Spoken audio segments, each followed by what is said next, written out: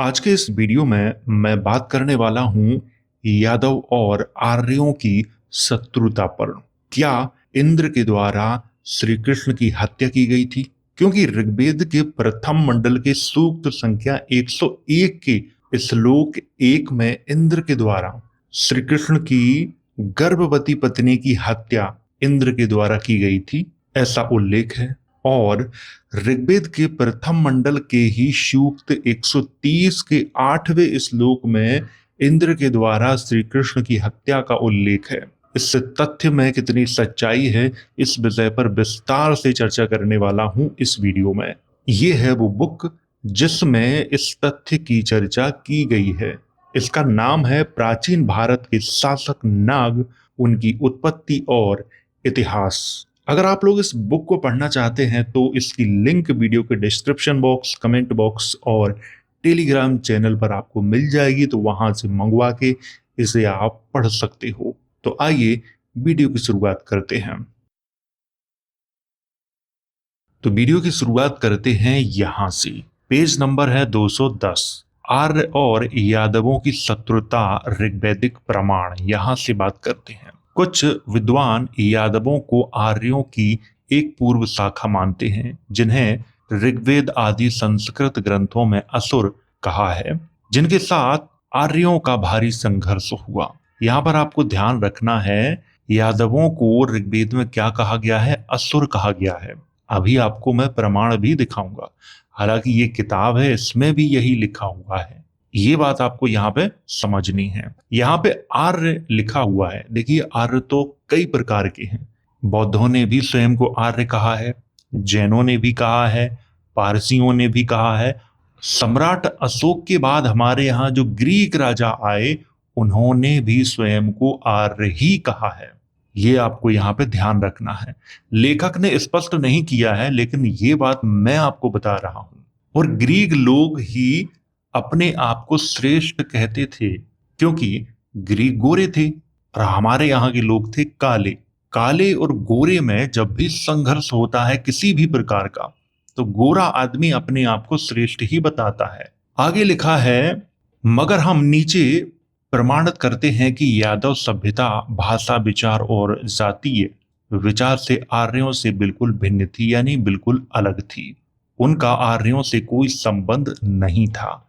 आर्य तथा यादवों की दो अलग विरोधी जातियां होने व उनके वैमनस्य और द्रोहपूर्ण संबंधों का स्पष्ट वर्णन ऋग्वेद मंडल है 8वां, सूक्त संख्या है 96, श्लोक संख्या 13 से लेकर 15 में मिल जाता है, जहां इंद्र ने बृहस्पति, मारुत तथा अदैवीय विषों की सहायता से असुमति यानी यमुना नदी का नाम यसुमती के अलावा और भी मिलता है, उसकी मैं आगे चर्चा करूंगा, के किनारे पर कृष्णासुर की 10,000 सैनिकों वाली सेना पर आक्रमण करके उसे हरा दिया था। ये यहाँ पे बहुत अच्छे से आपको समझना है। यहाँ पर जो कृष्णासुर लिखा हुआ है, इसका मतलब जानते हो?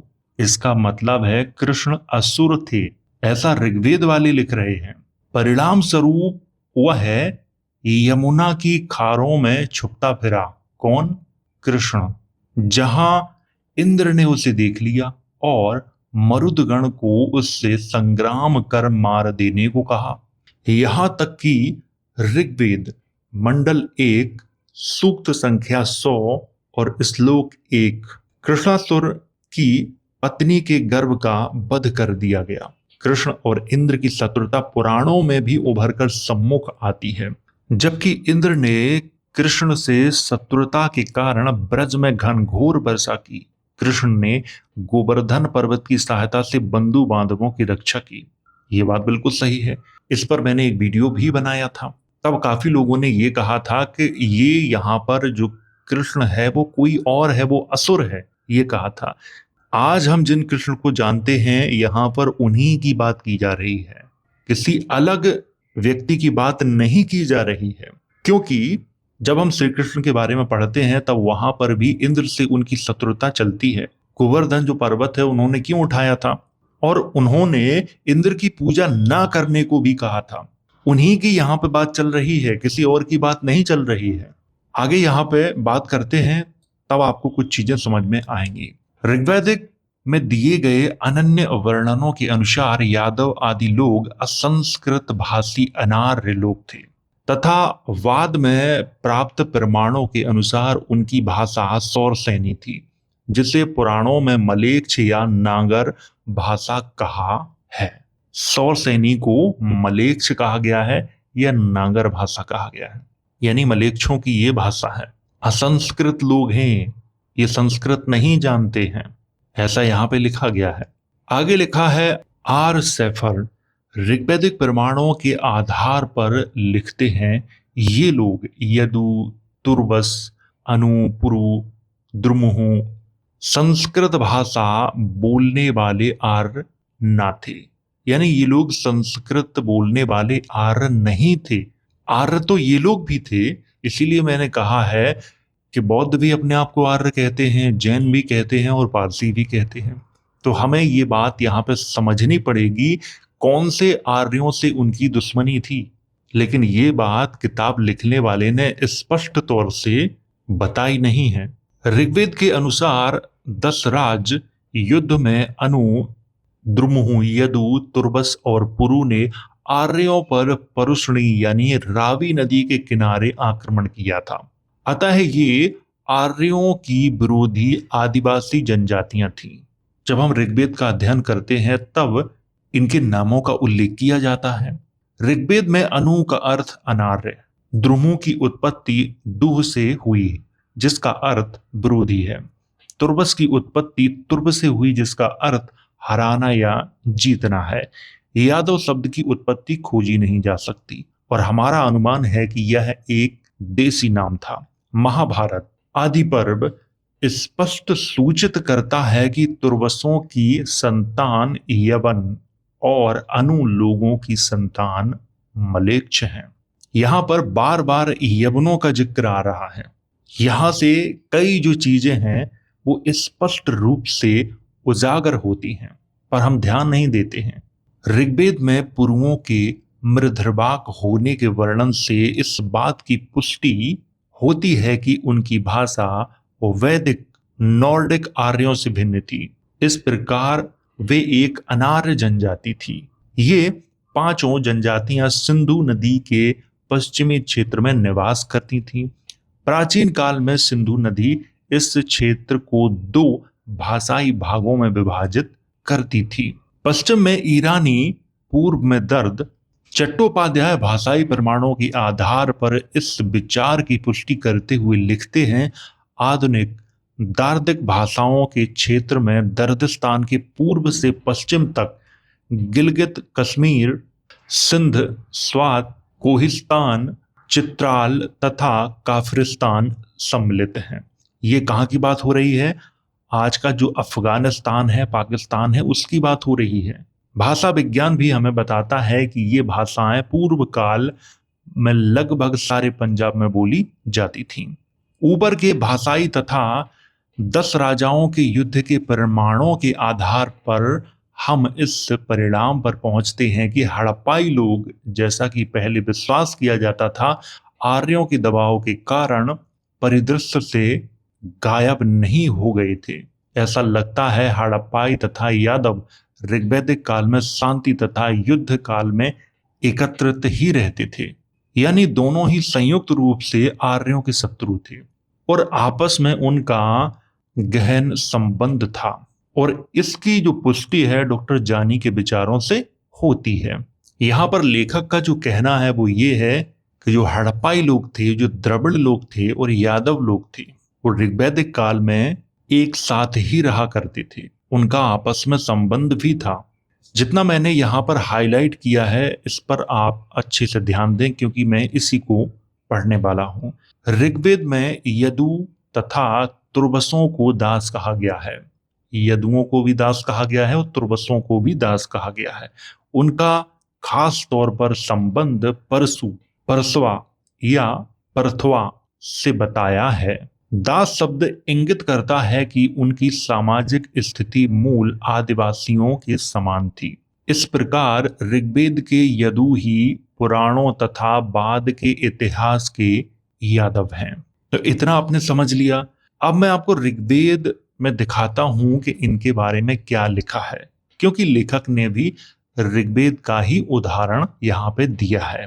मंडल है पहला, सूक्त संख्या है 101 और श्लोक संख्या है 1, जिसमें कहा गया है जिन इंद्रदेवों ने ऋजुश्रवा राजा के साथ कृष्ण नाम के असुर की गर्भवती स्त्रियों का वध किया, उन्हीं हृष्ट इंद्रदेव को लक्ष्य कर अन्न के साथ स्तुति अर्पित कर हम उनका रक्षण पाने के लिए उन अभीष्टदाता और दाहिने हाथ में वज्र धारण करने वाले इंद्रदेव का मरुद गणों के साथ अपना मित्र होने के लिए प्रार्थना करते हैं।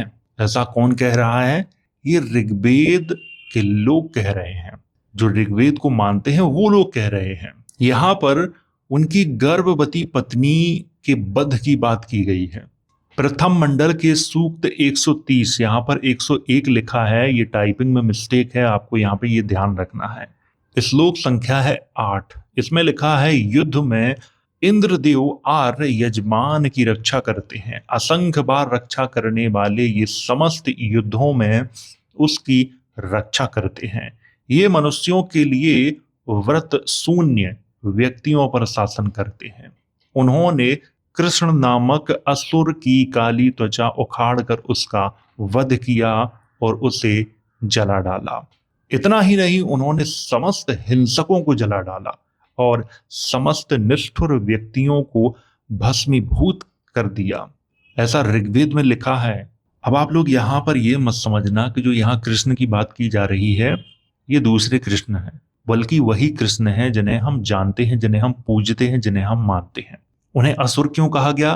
क्योंकि वो काले थे, इसीलिए उन्हें असुर कहा गया है ऋग्वेद में। और जितने भी लोगों की इंद्र ने हत्याएं की वो सब काले लोग ही थे, इसीलिए यहाँ पे इन सब लोगों को असुर ही लिखा हुआ है। अब मंडल 8 सूक्त संख्या है 96, श्लोक संख्या 13, 14 और 15 में क्या क्या लिखा है?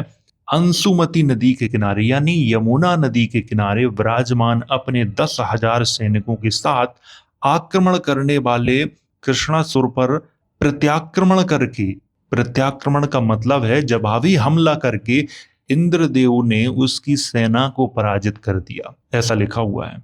श्लोक 14 में लिखा हुआ है उस समय इंद्रदेव ने कहा, मैंने अंशुमती नदी के किनारे गुफाओं में भ्रमण करते हुए कृष्णासुर को देख लिया।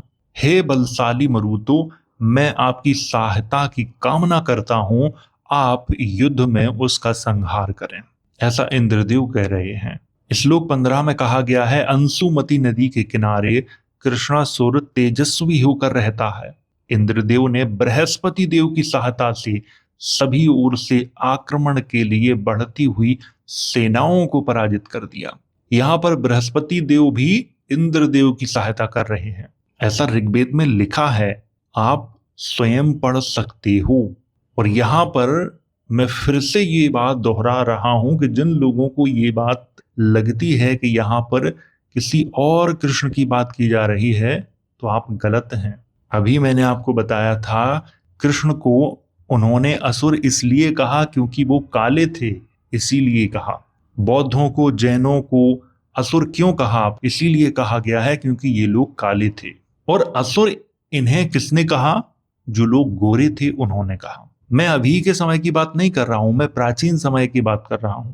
आजकल तो अधिकतर लोग गोरे ही हैं, लेकिन प्राचीन समय में विदेशी लोग गोरे थे और भारतीय लोग काले थे। तो इस बुक का नाम था प्राचीन भारत के शासक नाग, उनकी उत्पत्ति और इतिहास। अगर आप लोग इस बुक को पढ़ना चाहते हैं तो इसकी लिंक आपको वीडियो के डिस्क्रिप्शन में मिल जाएगी, कमेंट बॉक्स में मिल जाएगी और टेलीग्राम चैनल पे मिल जाएगी, तो वहां से मंगवा के आप इसे पढ़ सकते हो और जो मैंने बताया है उसे वेरीफाई कर सकते हो और ऋग्वेद खोलकर आप ये चीज देख सकते हो जो आपके सामने लिखी हुई है। तो उम्मीद है आपको ये चीज समझ में आई होगी।